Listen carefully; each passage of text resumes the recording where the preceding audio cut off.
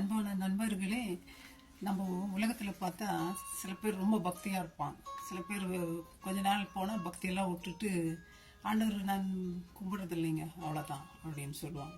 ஆனால் நான் உங்களுக்கு சொல்கிறேன், நீங்கள் விட்டாலும் ஆண்டவர் உங்களை விட மாட்டார். இயேசு கிறிஸ்து அதை தான் நடந்தது யோனாவுக்கு கூட.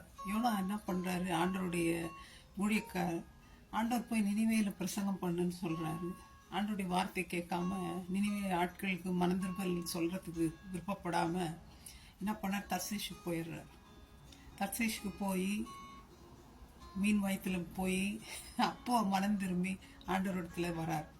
அப்போ ஆண்டவர் அவரை விட்டுட்டு இருக்கலாம், கீழ்ப்படியாத மனுஷன் நீ இனிமேல் வேலைக்கு அன்ஃபிட்டு அப்படின்னு தூரத்துக்கு போட்டுக்கலாம்.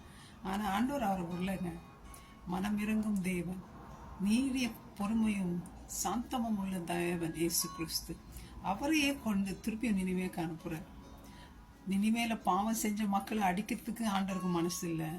அவர்கள் மனம் திரும்பணுன்ட்டு ஒரு சான்ஸ் கொடுக்கணும்னு அதே தான் ஆண்டவர் செகண்ட் சான்ஸ் கொடுக்குற தேவன். அதே தான் ஆண்டவர் யோனாவுக்கு கொடுத்தார்.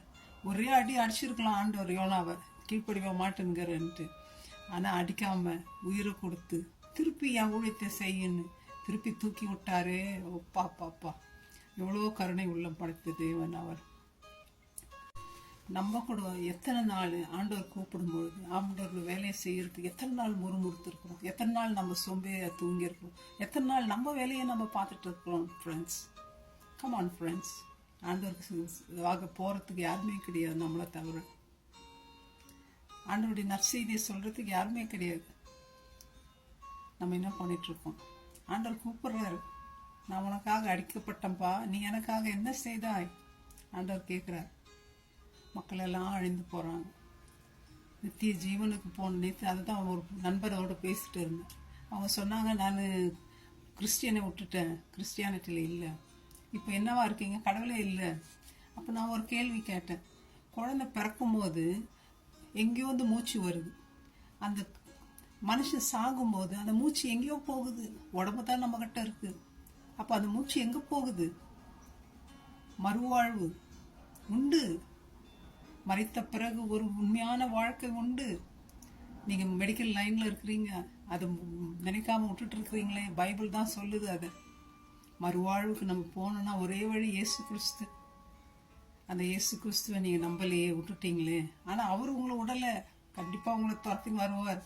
அதுதான் ஆண்டவர் பேதுரு கிட்ட பண்ணுறார். பேதுரு நான் கடவுளே தெரியாதுன்னு மறுதளிக்கிறார், விட்டுட்டார் ஆண்டவர், பிடிச்சாரு கப்புன்னு.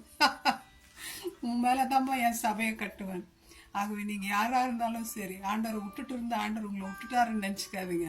திருப்பி வராரு உங்கள் பின்னாடி.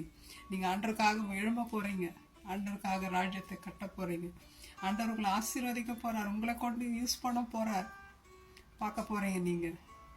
ஆகவே ஆண்டவரை நோக்கி நம்ம போவோம். என்ன பாவம் இருந்தாலும் ஆண்டவர் மன்னிக்க சித்தம் உள்ளவராக இருக்கிறார். நீங்கள் கிறிஸ்டினாக இருக்கலாம், வேற ஜாதியாக இருக்கலாம், வேற என்னமா இருக்கலாம், எல்லாரையும் மன்னிக்கத்தான். அந்த நினைவே ஜனங்கள் ஒன்றும் கிறிஸ்டியன் கிடையாது, அவர்களையும் மன்னிக்கத்தான் ஆண்டவர் ஜோனாவாங்க அனுப்புகிறார். அப்பேற்பட்ட இரக்கமுள்ள தேவனை நம்ம நோக்கி பார்ப்போம், பாவங்களை அவரிடத்துல அறிக்கையிடுவோம். நமக்கு மீட்பு, சந்தோஷம், சமாதானத்தை கொடுப்பார். மறித்தா நம்ம இயேசு கிடத்துல போகலாம். God bless you, my friends. Thank you. Bye-bye.